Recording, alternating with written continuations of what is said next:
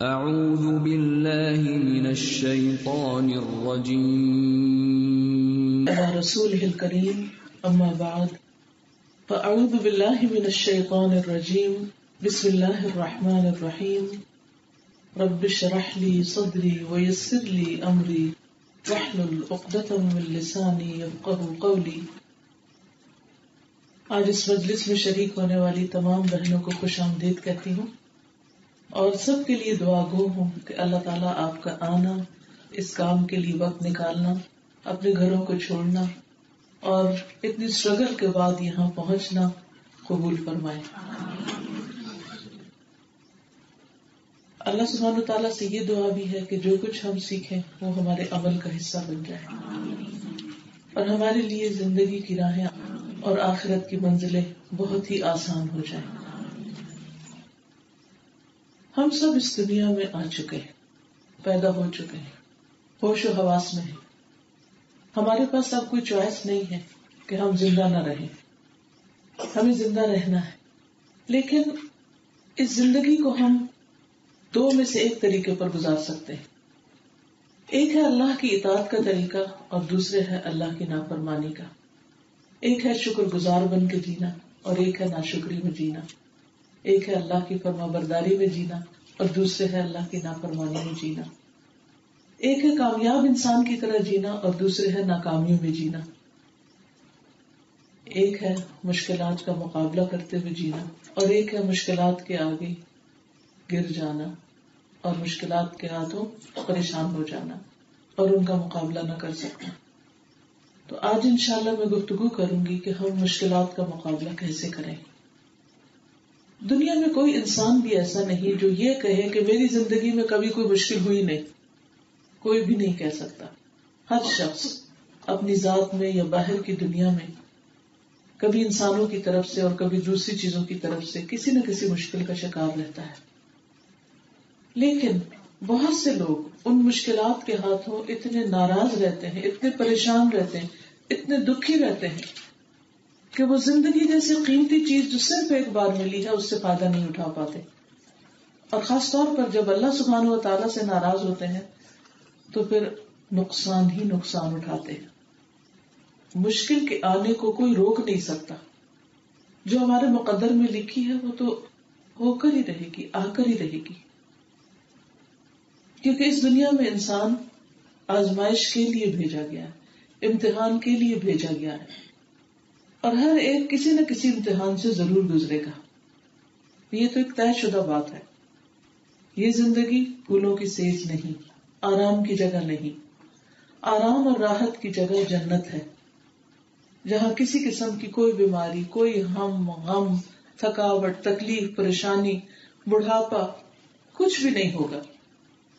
وہاں انسان کے لیے وہ کچھ ہے جس کی وہ تمنا کرتا ہے اور جو وہ اس دنیا میں ڈھونڈ رہا ہے دراصل، کہ ہمیں یہاں سب کچھ وہ مل جائے۔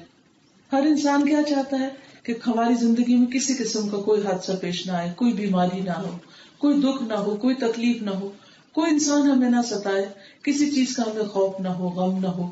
لیکن ایسا ممکن نہیں۔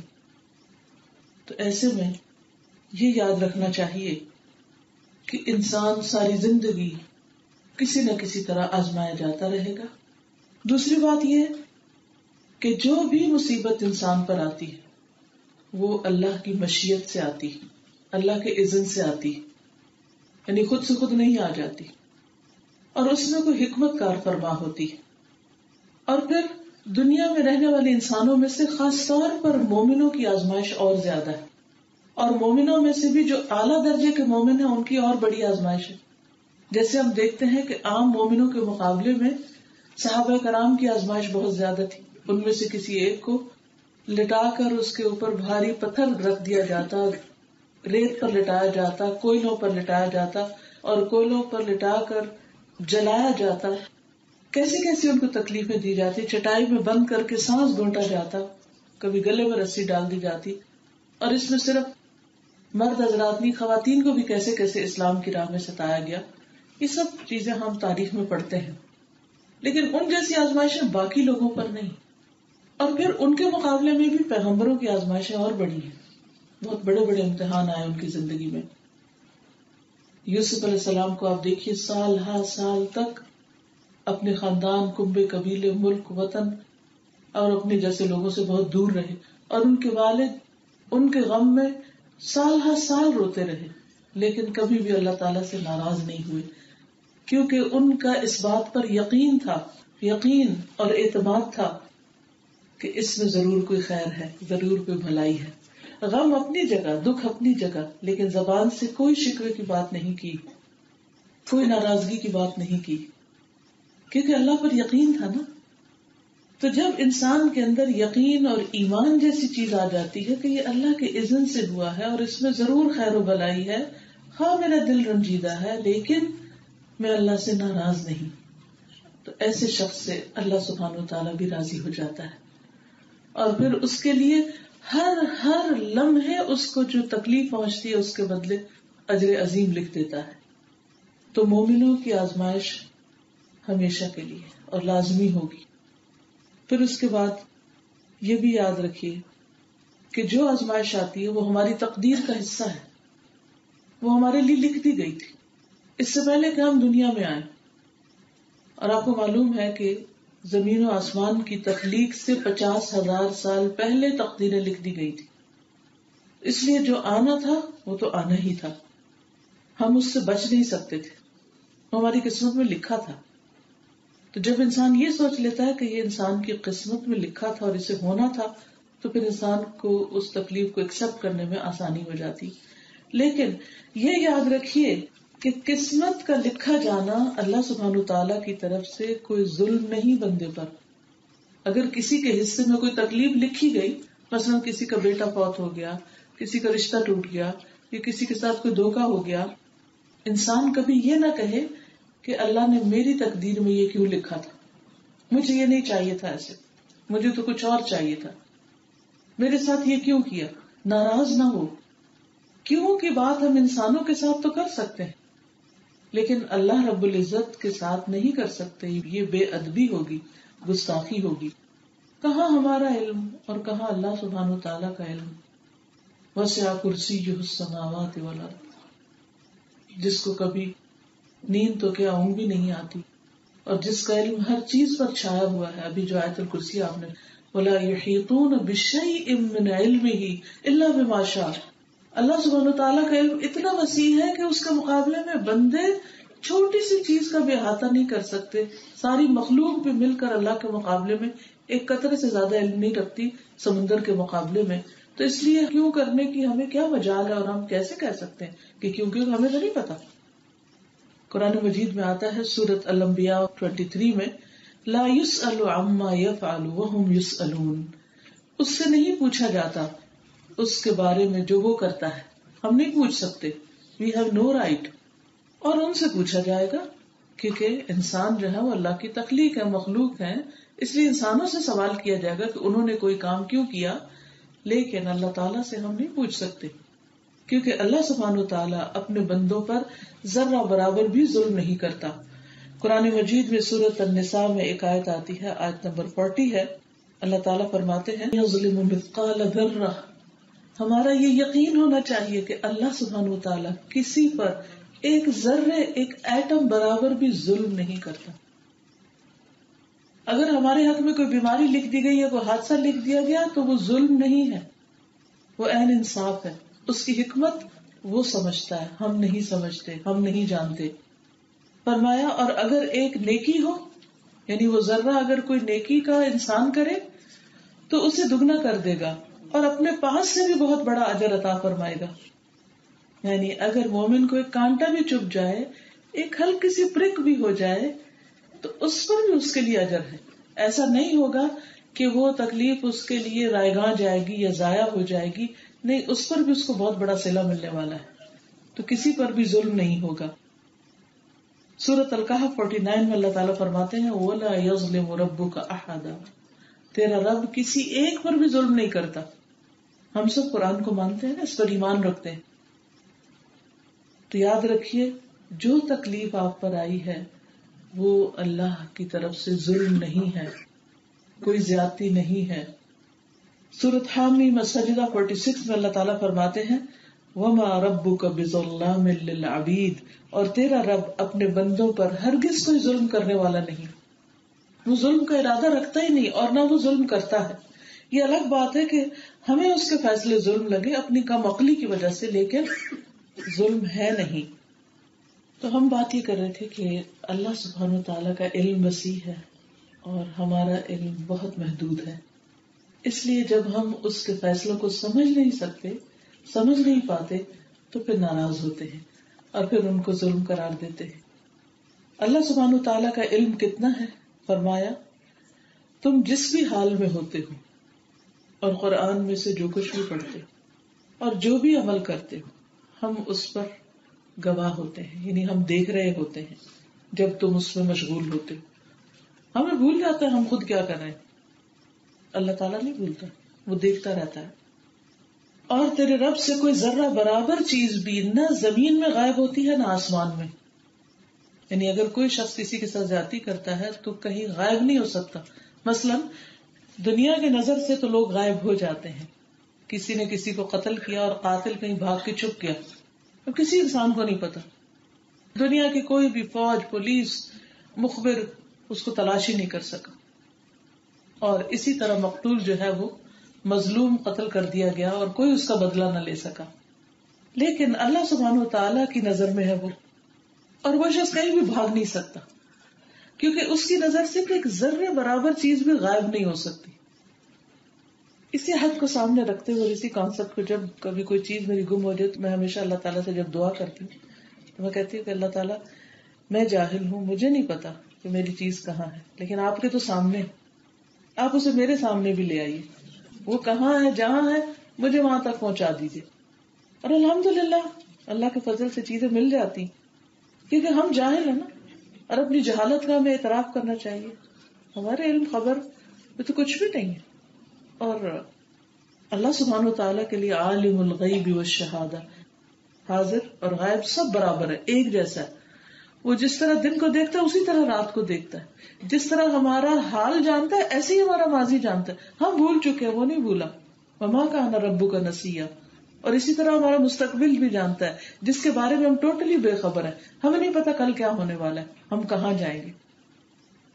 تو فرمایا کہ ذرے برابر بھی چیز نہ زمین میں نہ آسمان میں، ولا اصغر من ذلک، ذرے سے چھوٹی چیز کوئی وہ بھی نہیں چھپی ہوئی اللہ سے، ولا اکبر، اور نہ اس سے بڑی، الا فی کتاب مبین، مگر یہ کہ ایک واضح کتاب میں ہر چیز لکھی ہوئی موجود ہے.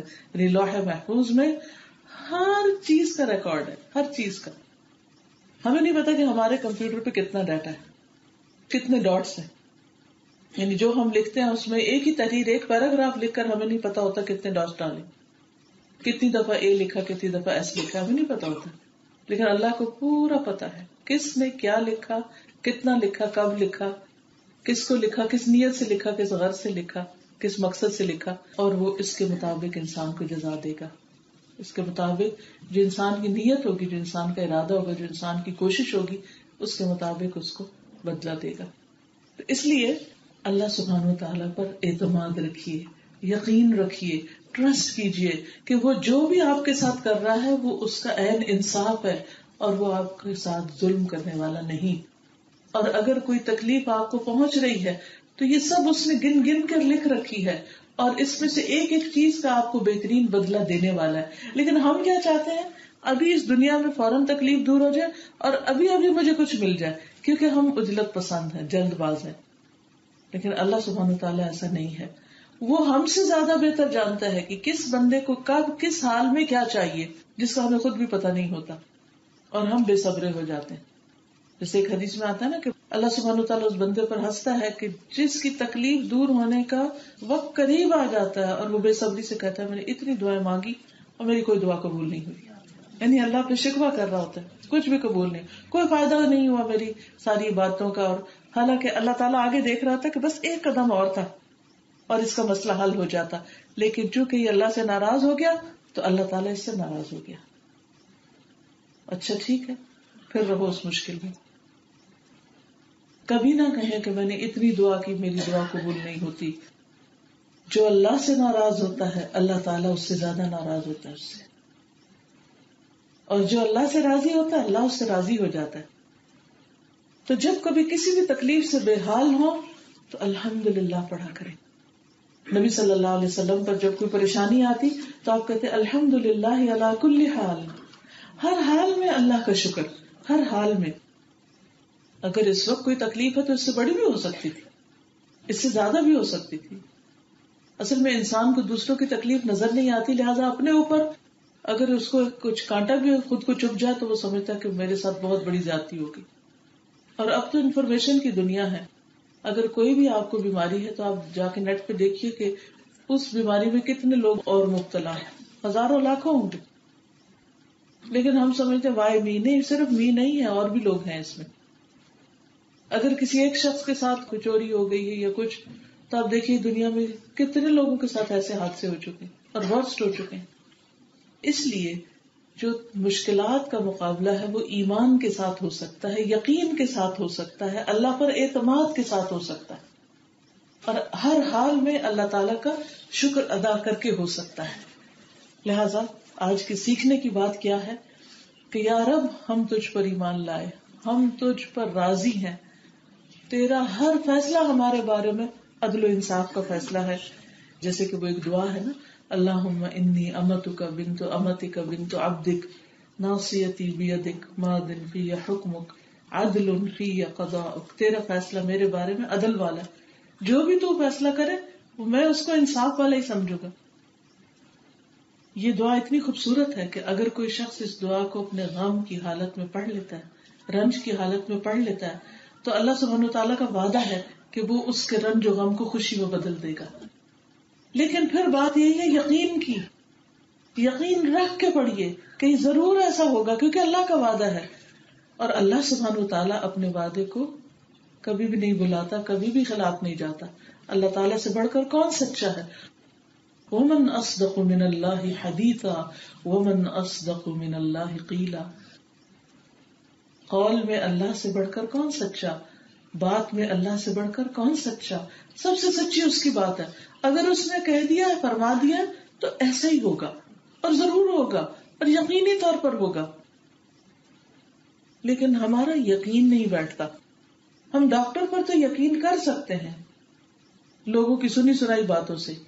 مثلا عام طور پہ لوگ کیسے بات کرتے ہیں، میں فلاں ڈاکٹر کے پاس گئی، بس ایک گولی کھانے کی دیر تھی، میری تو ساری تکلیف چلی گئی.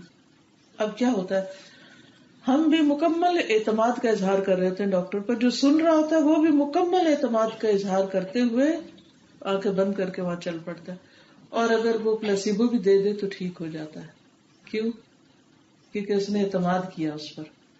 اور وہ اعتماد کس پر تھا؟ انفارمیشن پر مبنی. کون سی؟ جو سنی سنائی تھی، کوئی پروفڈ نہیں تھی.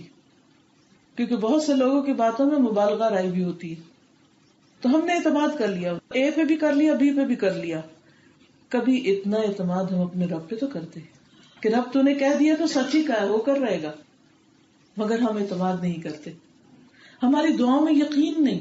ہم دعا مانگ رہے ہوتے ہیں اور ہماری بیک آف مائنڈ کیا ہوتا ہے، پتہ نہیں قبول ہوگی کہ نہیں. ہم لگتا بڑے گناہ گار ہیں، اور لگتا اللہ تعالیٰ ہم سے ناراض ہے، اور بس ہم تو کہیں کے بھی نہیں ہے، پتہ نہیں میرا کیا بنے گا. اور شیطان بھرپور وار کر دیتا ہے وسوسوں کا. نتیجہ کیا ہوتا ہے کہ ہم پہلے سے بھی زیادہ مزریبل ہو کے اٹھتے ہیں. حالانکہ دعا ایسی چیز ہے کہ جو انسان کے دل کے حال کو درست کر دیتی ہے. دیکھیں، مشکلوں کا آنا اور جانا تو اپنی جگہ ہے ہی، اور دعائیں بھی ہم مانگتے رہتے ہیں، لیکن دعا از ناٹ صرف سمپل ورڈز. آپ اپنا دل کھول کے رکھتے ہیں اللہ تعالیٰ کے سامنے. It's the top of Ubadah. ایاک نعبد و ایاک نستعین جو ہم ہر نماز میں پڑھتے ہیں، کہ صرف تیری ہم عبادت کرتے ہیں، صرف تجھ سے ہم مانگتے ہیں، صرف تجھ پر سب سے زیادہ اعتماد ہے ہمارا. تو ان دو کو ساتھ ساتھ کیوں رکھا؟ عبادت کی بات کرتے ہی مدد کی بات کی گئی کہ صرف تجھ سے مدد چاہیے ہمیں، کیونکہ تو سب چیز کر سکتا ہے. انک علی کل شیء قدیر. تو جب انسان یہ کہتا ہے کہ میں تجھ پہ بھروسہ کرتا ہوں، علیک توکلت و الیک انیب، تیری طرف رجوع کرتا ہوں، تو پھر شیطانی وسوسوں کو باہر کر دیجیے اور پورے اعتماد اور یقین کے ساتھ جو دل میں ہے اللہ کے سامنے رکھیے. جو بھی دل میں ہے، اگر لینگویج غلط ہوگی اللہ تعالیٰ اس کو بھی مائنڈ نہیں کریں گے. جس چاہے زبان میں مانگیے، اللہ تعالیٰ سب زبانیں سنتے اور سمجھتے ہیں. تو دعا جو ہوتی ہے نا، وہ کوئی ریچول نہیں ہے کہ ہم ایک فارمل طریقے سے بس ایک مخصوص انداز میں بیٹھ کے بس مانگ لے اور بات ختم. نہیں، اصل میں کسی بھی مشکل کے وقت دعا کا کردار یہ ہوتا ہے کہ ہم اللہ سے باتیں کر کے ہلکے ہو جاتے ہیں. اور لگتا تکلیف چلی گئی، مثلاً آپ کے سر میں درد ہے اور مستقل درد ہو رہی، تو آپ کیا کریں؟ اللہ تعالیٰ سے دعا کریں اور اللہ تعالیٰ کے آگے روئیں کہ اللہ تعالیٰ آپ کے لیے کیا مشکل ہے، آپ نے تو ایک کن کہنا ہے، اس سے پہلے ہی ہو جائے گا. آپ تو سبھی کچھ کر سکتے ہیں، آپ مجھے ٹھیک کر دینا، مجھے کسی کے پاس نہیں جانا، مجھے صرف آپ کے پاس آنا ہے، آپ ہی ٹھیک کریں گے اور آپ کر سکتے ہیں. اور آپ دیکھیں گے کہ جب اللہ سے آپ تنہائی میں رو کے باتیں کریں گے، کرتے جائیں گے، تو اس کے آخر میں آپ بالکل ایسے لگے گا ہلکے پھلکے ہو گئے. اللہ تعالیٰ بعض اوقات انسان کو تکلیف میں اس لیے ڈالتا ہے کہ انسان غافل ہو رہا تھا، غافل بھول رہا تھا، اللہ کے پاس آتا ہی نہیں تھا. اور چونکہ اللہ نے پیدا اپنی عبادت کے لیے کیا، تو اللہ تعالیٰ کیا چاہتے ہیں کہ بندہ مجھے بھول کے غافل ہو کے نہیں دنیا سے آئے، کیونکہ میرے پاس آنا ہے، آنے سے پہلے یاد کر لے.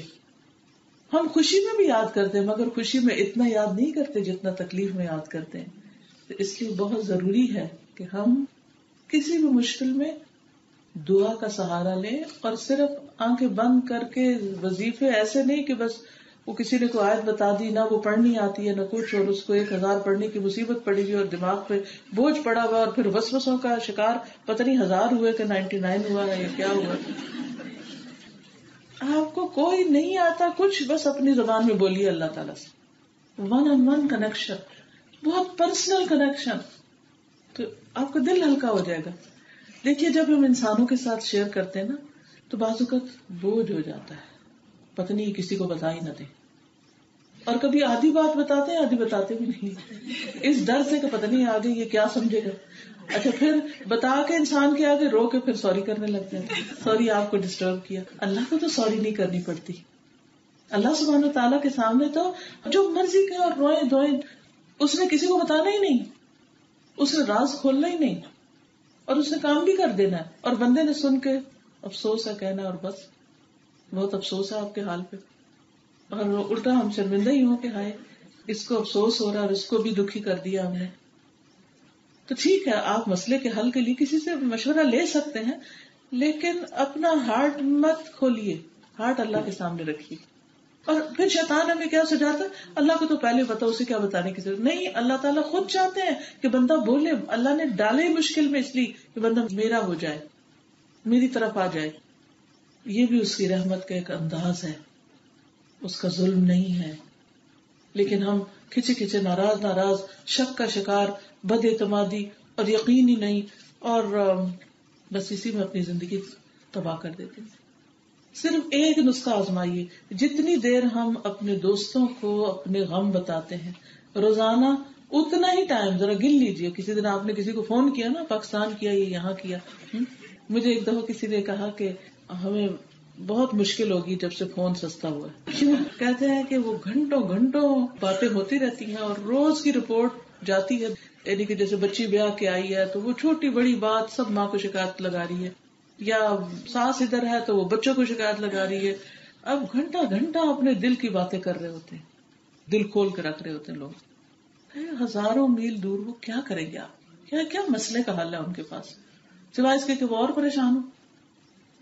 اور ہم بعض اوقات اپنے ہی بچوں کی زندگی حرام کر دیتے ہیں. بلیو می، نمبر 1 انٹرفیئرنس کر کے، اور نمبر 2 ان کو اپنے غم سنا کے. وہ بےچارے جینے کے قابل نہیں رہتے. اپنا تو دماغ خراب ہوتا ہے، ان کا بھی کر دیتے. اور بعض اوقات وہ سمپلی ہینڈز اپ کر دیتے، بھائی نہیں ہمارے پاس کوئی حل نہیں، آپ آپس میں نبٹ لیں، آپ جو چاہیں کریں. اور پھر آہستہ آہستہ بچے کترانے لگتے ہیں. پھر ہمیں اور مصیبت پڑتی ہے کہ بچے بے وفا نکلے، اس دنیا میں آئی کوئی نہیں ہمارا. اور یہ حقیقت ہمیں تو پہلے ہی سمجھنا چاہیے تھا، کوئی نہیں. جتنا اللہ کو ہم سے پیار ہے کسی کو بھی نہیں ہے، لیکن آج تک یہ نقطہ ہم نے سمجھا ہی نہیں. مڑ کے لوگوں کے پاس جاتے ہیں جو خود محتاج فقیر ہیں. ٹھیک ہے، کسی سے آپ مشورہ لیں، کسی کو ایک حد تک بتائیں کہ اس سلسلے میں کیا کرنا چاہیے.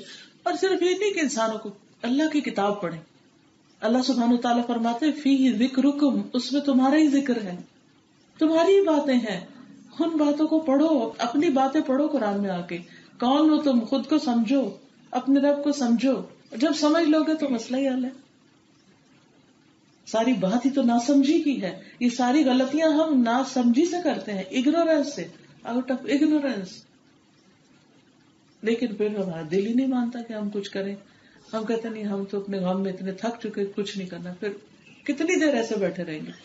آپ یوں سمجھے کہ جیسے مشکل نا ایک دشمن کی طرح ہمارے اوپر آئی ہوئی اور ہم اس کے آگے سینہ تان کے لیٹ گئے ہیں، چڑھ جاؤ ہمارے اوپر. نہیں، ہٹائے اس کو. نہیں کچھ نہیں بگڑتا میرا، کوئی کچھ نہیں میرا کر سکتا. اور اگر شیطان بار بار وسوسے ڈالے تو اسے کہے تو میں دشمن ہٹ جاؤ مجھ سے، میں تمہاری ایک نہیں سننے کی. تم سمجھتے میں اپنے رب سے بدگمان ہوگی؟ کبھی بھی نہیں ہوگی. کیونکہ بہت سی چیزیں اتنی ہوتی نہیں جتنی شیطان ان کو بڑا کر دیتا ہے. وہ خوف دلاتا رہتا ہے، پریشان کیے رکھتا ہے، پتہ نہیں کیا ہوگا، حالانکہ کچھ بھی نہیں.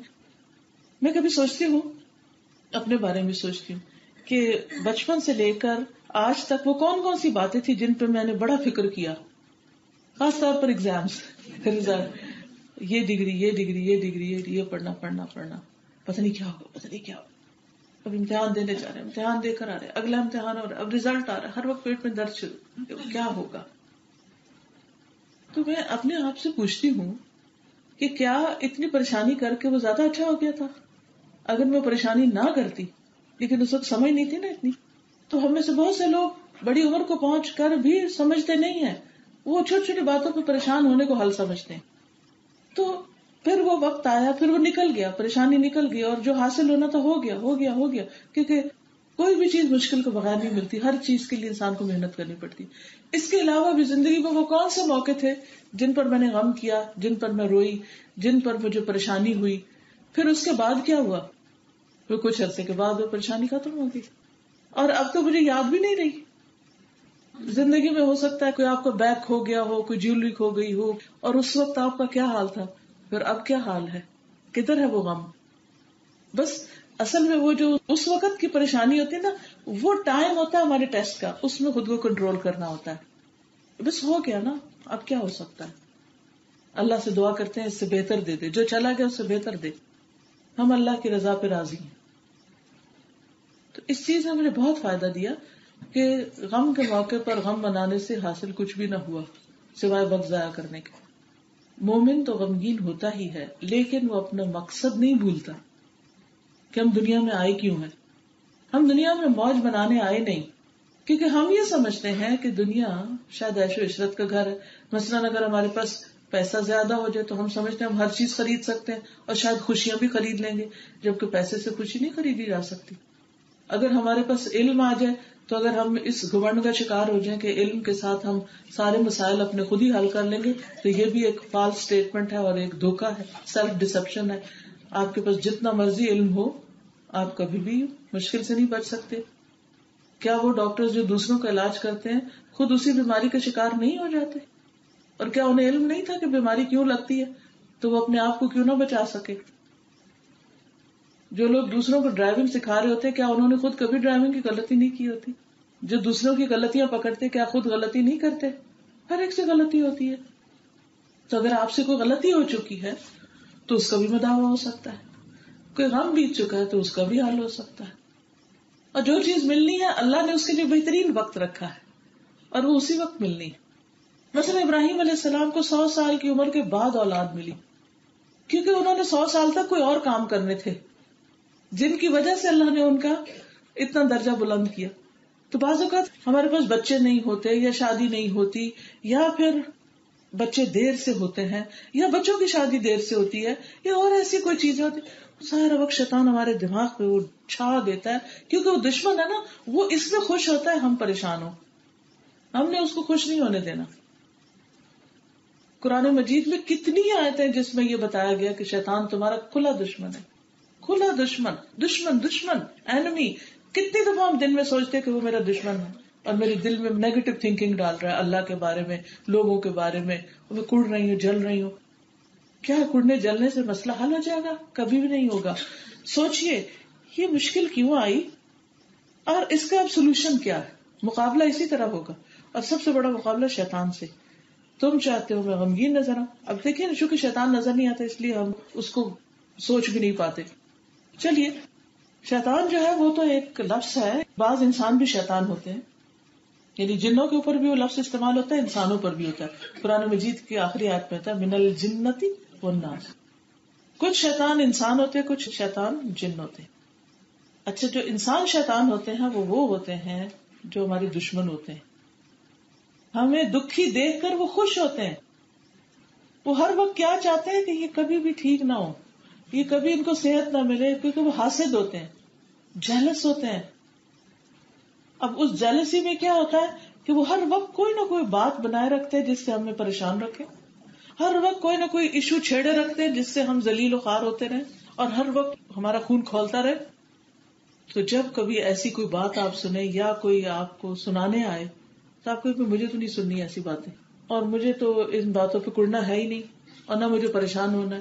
میں نے تو اپنے حال کی بھی اصلاح کر لینی ہے اور دوسروں کی بھی اصلاح کرنی ہے، اور خوش رہنا ہے، مطمئن رہنا ہے، اللہ پہ توکل کرنا ہے، اللہ پہ بھروسہ رکھنا ہے اور اللہ کو راضی کرنا ہے. میں اس لیے تھوڑی پیدا ہوئی ہوں کہ ایک مسئلے یا ایک انسان کے پیچھے اپنی جان دے دوں. بعض لوگ اپنے بچوں کے لیے اتنے پریشان رہتے ہیں، ان کو کھانا پینا بھول جاتا ہے. ٹھیک ہے، دکھ اپنی جگہ ہوگا اگر انہیں کوئی تکلیف ہوئی، لیکن اس کا یہ مطلب نہیں کہ ہم اللہ کی عبادت بھی بھول جائیں یا دوسرے بچوں کے حقوق بھول جائیں. نہیں، ہمیں ہر حال میں اللہ کے فیصلوں پر یقین کرنا ہے کہ اس میں کوئی خیر ہے. میں شاید وہ کچھ ویسے نہ سیکھتی جو اللہ تعالیٰ مجھے اس راستے سکھا رہا ہے. تو سارا فوکس کس پہ لے آئے کہ what's the lesson for me in this situation, اور دعا کیا کریں یا اللہ اس میں جو بھی تیری حکمت ہے وہ تو مجھے دکھا دے اور میرے دل کو اطمینان دے دے اور میرے اندر ایک سکون پیدا کر دے. اب دیکھیے نبی صلی اللہ علیہ وسلم غار میں ہے، غار ثور میں، دشمن بالکل قریب آ گیا. حضرت ابوبکر پریشان ہونے لگتے ہیں. وہ کہتے ہیں یا رسول اللہ صلی اللہ علیہ وسلم، اگر وہ اپنے پاؤں کی طرف دیکھیں گے تو ہم انہیں نظر آ جائیں گے، تو کیا بنے گا؟ اللہ کے رسول صلی اللہ علیہ وسلم کتنے اطمینان میں کہتے کیا خیال ہے تمہارا اس کے بارے میں کہ جو دو میں سے تیسرا ہے، یعنی دو کا تیسرا ہے. ہم دو نہیں ہیں، ہمارے ساتھ تیسرا اللہ ہے. دو کے علاوہ جو تیسرا، اس کے بارے میں تمہارا کیا خیال ہے؟ ہم اکیلے تھوڑی ہیں، وہ ایسے ہی چھوڑ دے گا ہمیں، ہم اس کے راستے میں نکلے ہیں، ہمیں کچھ بھی نہیں ہوگا. سوچئے، یہ ایسی ہی سچویشن ہے جیسے آپ خدا نہ خاصا امیجن کیجئے کہ آپ کے دروازے کے باہر کوئی چور کھڑا ہے، ایک نہیں 3-4 کھڑے ہیں، اور آپ ونڈو سے دیکھ لیں کہ چور کھڑے ہیں باہر، کیا کیفیت ہوگی بتائیے؟ شاید ابھی بھی سوچ کے دل دہل جائے. اور آپ نے دروازہ بند کیا ہوا، غار کا تو دروازہ بھی کوئی نہیں تھا، وہ بند نہیں تھی، دشمن سامنے کھڑے ہیں، ہجوم ہے، اور آپ صلی اللہ علیہ وسلم اطمینان میں ہیں. کچھ نہیں ہوتا، کچھ نہیں ہوگا. اللہ کے وعدوں پہ یقین ہے نا، کچھ نہیں ہوتا. ہر موقع پر آپ نے اسی طرح اطمینان کا مظاہرہ کیا. اس میں خیر ہے، یہ وقت نکل جائے گا، یہ تکلیف دور ہو جائے گی. لیکن مومن کو تو ایک کانٹا بھی چبھتا ہے تو اس پر اس کے لیے اجر لکھا جاتا ہے، اس کے رینک ہائی ہوتے جاتے. بس عقل مندی یہ ہے کہ انسان جلنا پوڑنا چھوڑ دے، پریشان ہونا چھوڑ دے، اور یہ یقین رکھے کہ اللہ تعالیٰ کی طرف سے آنے والی کوئی تکلیف بھی ظلم نہیں ہے.